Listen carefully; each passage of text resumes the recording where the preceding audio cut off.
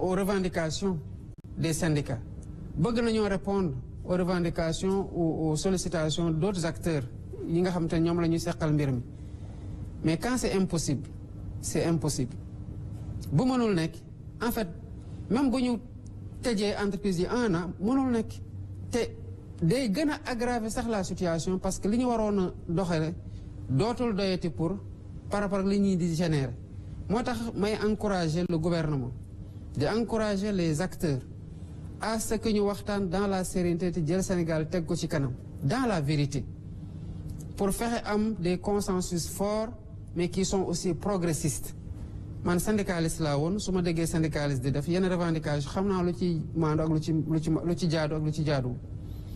Très bien. xam naa li ma ci mën en tant que président de la République et avec ak gouvernement bi xam naa lu ñu ci mënul lu ñu ci mën nañ ko def nañ def sax lu ñu mënul mais dafa am foo xam te ne bu fa eggee ñu ne leen lii c'est impossible te mënuñu def ay contorsion budgétaire ba jël ko en charge noonu lañ leen koy waxee buñ ko comprendre le Sénégal ne s'en portera que mieux mais buñ ko comprendre ñun ñëppay am jafe-jafe. am na solo loolu monsieur le président dañuy jàll ci beneen pàcc bi nga xamante ne la ñu jagleel situation politique bi ku ubbi baal bi mooy Sidi Diop bu quotidien Le Soleil ma leen di ko rappelé waat rek ku ci nekk benn question nga am bu sa tour jotee ngeen respecté loolu comme ça waxtaan bi gën a jëm kanam. jërëjëf Mariama monsieur le président souvent en opposition dafa xaw a jafe toujours ci en Afrique au Sénégal ak en tout cas dëkk yu ñu wër je pense que loolu Pastef rek jaar-jaaram ci opposition bi misaal la ci. avant Pastef amoon na ay candidats yoo xam ne aussi dañu jógoon bëgg nguur gi ku mel ni Karim Wade ku mel ni Khalifa Ababacar Sall nguur dal seen kaw alors est-ce que tey jotul au-delà du statut de l'opposition du chef de l'opposition bi ñuy waxee tout le temps est-ce que jotul ñu wax nguur ak opposition waxtaan pour rataxal seen diggante ba opposition mun a challenger nguur bi comme il faut nguur bi aussi di exercer le pouvoir comme il faut te jafe-jafe yooyu ñu dépassé ko en fait. d'accord naa ci yow ñun suñu jaar-jaar je crois que xam nañu ne jafe-jafe yi opposition di am ci dëkku Afrique yi man nag xam naa ne bu dee man rek galgal duñ fi galgal benn opposant boo xam ne dañ koy galgal parce que dañuy bañ mu compétir parce que en définitive li ma gëm mooy na ku nekk ni ko président Abdou Diouf doon waxee ma koy ñaanal yàlla may ko wér-gu-yaram ak gudd fan jàkka jaa ngi noonu ku ne na not bu ñu ko waxee depuis multipartisme intégral ba tey foog naa ne Sénégal li fi nekk ci ay parti politique kenn xamul nu mu toll récemment ci élection législative yi fi ñu waroon mën a defee ci waxtaan kese une économie de 7 milliards defuñu ko lu tax parce que parti politique yu bari liste yu bari ñu ne leen nañu fexe ba réduire bulletin bi mu bañ a nekk bulletin bu mag buñ ko defee bulletin bu ndaw dañ def économie 7 milliards ñoom opposition bi ñu waxtaan ne non buñ ko defee parce que dañu waxoon nañ def loolu def photo bi ci tête de liste bi kese ñu ne bu ñu defee photo Ousmane Sonko nekk ci def ñuy gagné mais photo Ousmane Sonko nekk ci te Ousmane Sonko kii liste bu mu dirigé woon gagné na leen gagné gu metti mais derrière le Sénégal a dépensé 7 milliards yoo xamante ne mënoon na ñàkk ci waxtaan pourtant on leur a tendu la main man j'ai saisi le conseil constitutionnel pour xool ndax mënoon naa ko def conseil constitutionnel ne ma ci li yoon wax mënoo ko def ma xam ne mënumaa wàcc yoon ma nangu ko. Le statut de l'opposition c'est dans la constitution nii waroon na fekk loi am bu yàgg parce que 2016 la ba tey léegi mu def fukki at yoo xamante ne constitution wax na statut de l'opposition am ñi fi nekkoon tëgguñu ko. defar nañu terme de référence su dialogue journée du dialogue national bii ñëw tey mooy le 4 avril journée dialogue national c'est le 28 mai lan moo tax ñu def terme de référence yi dès à présent dama wax ministère de l'intérieur xool leen lan mooy sujet de discussion yi nga xamante ne parti politique yi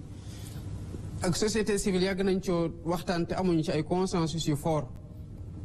maanaam luy andi toute cette énergie négative ci ay tiraillement ay complot ak leneen loo xamante ne ñu ngi koy defalante ci langue politique bi donte nag c'est pas un jeu d'enfant de cœur la politique mais war na am un gentleman agreement boo xamante ne ci entre sénégalais war nañ ci tonku ñun ñëpp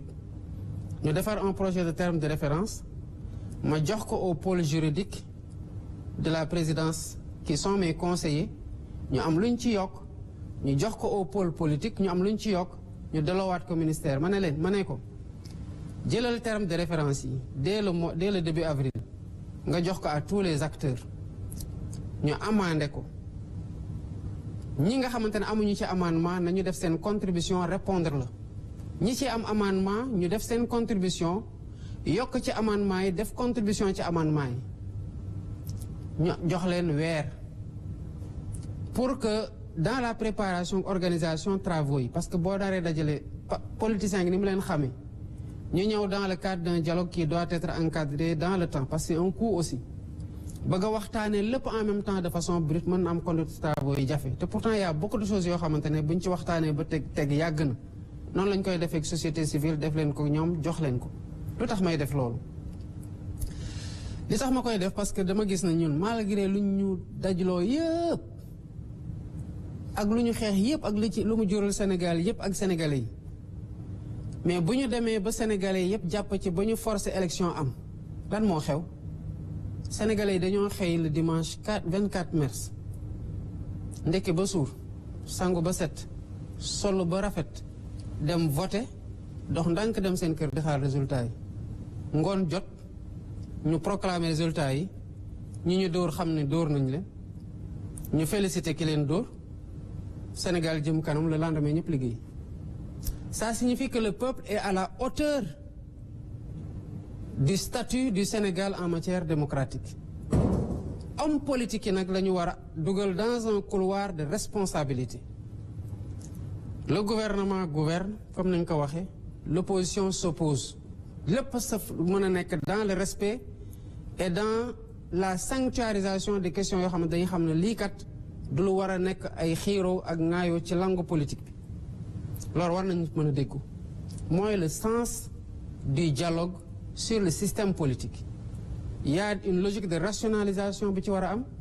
il y a une logique de définition claire du statut de l'opposition pour ñu respecter ko parce que boo jëlee ki topp sama gannaaw qui est aujourd'hui le chef de l'opposition selon ñoom lu ñu waxoon avant ñuy ñëw parce que bi ñu waxee ne chef de l'opposition mais dañuy waxoon ne non c'est celui qui est arrivé deuxième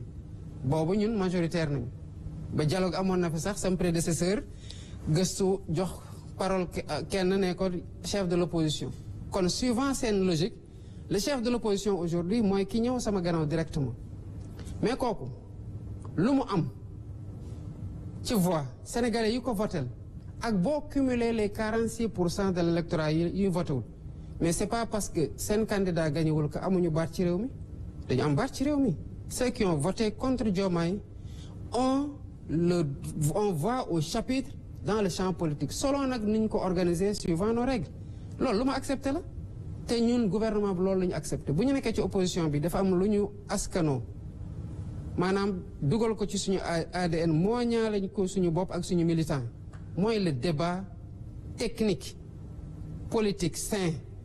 ba keroog buñ ñu bëggee faagaagal nag ñu xam ne bu ñu résister wul dañuy faagaagal ci rek dama maa fi toog maa fi war a toog yéen bokku leen ci te ñuy ay sénégalais ñun ñëpp moo waral loolu li am yëpp am soxlaatuñu loolu parce que le Sénégal est déjà subir na lu bari ci contre-coup ci loolu mais alhamdulilah le peuple a été à la hauteur def na lu mu war a def ba fu mu toll nii woy guñ ci am mooy woy gu rafet nañ ko sàmm te c'est le sens du dialogue auquel j'appelle le 28 mai am yaakaar que acteurs dinañ ci répondre sans suspicion avec le même niveau de responsabilité bi ñu leen ciy woowee. am na solo loolu monsieur le président toujours ci wàllum politique bi ma bàyyi Mohamed Diallo bu Senweb mu poser question s'il vous plaît une question monsieur. Monsieur le président si wàllum réforme institutionnelle waxoon ngeen fi poste vice-président fan ngeen si toll ak renforcement des pouvoirs du premier ministre. Il y a une série de réformes parce que bi ñu jógee ci assises nationales yi assises sur la justice am na ay consensus yu bëri yoo xam ne partant de ce qui a été déjà fait comme travaux parce que nañu fàttali ko en 2013 il y a eu le rapport de la Commission nationale de réforme des institutions commission boobu am na loo xamante ne digle woon nañu ko te bokkoon nañ ci lu ñu digle woon ñu gën a rééquilibrer les pouvoirs entre les différents pouvoirs waaye au sein du pouvoir exécutif loolu moo nekkoon l'idée de la vice-présidence ci buñ koy proposer ak ci niñ ko waroon fale les assises ont eu des consensus bu ñu paree dama ne balaa ñuy demaat ci yeneen assises il faut que ñu won ñi ñuy waxtaanal que nekkuñu di waxtaan rek di dugal ci tiroir yi parce que kon bu ñu leen woowee en mai 2025 du ñu sawar a ñëw ci laa jël un comité ad hoc teg ko le comité ad hoc a produit un texte sur la Cour constitutionnelle loi organique sur la Cour projet de loi organique sur la Cour constitutionnelle ak projet de révision de la Constitution ak yeneen projet de loi ak décret ñu ngi koy xoolaat di ci waxtaan sur la répartition des pouvoirs au sein de l'exécutif ak nu ñuy encadrer tous les pouvoirs gën a renforcer yeneen yi sous ce rapport-là les travaux se poursuivent te balaa muy yàgg dinañ ko teg ci table bi sénégalais yi waxtaaniñ ko ñu déggoo ci voté ko et on migre vers un nouveau vers une nouvelle organisation institutionnelle kon li nga xamante ne digle woon nañu ko ñu ngi ci te ñu ngi ciy avancé. référendum lay nekk wala. Je sais pas pour le moment. Il faut respecter, c'est une question par journaliste. On va passer chez Maïmouna pour la troisième et dernière question de ce volet. Maïmouna, jox naa la kàddu bi. Merci beaucoup. Monsieur le Président, dañuy wax ne quand la politique va, tout va bien. Relecture ak renégociation contrat yi sans respect de la clause de rendez-vous ak tension politique permanente bi dafay inquiéter la communauté des investisseurs. yaa ngi naan di nga asseoir un dialogue franc avec ton opposition te manque de confiance dafa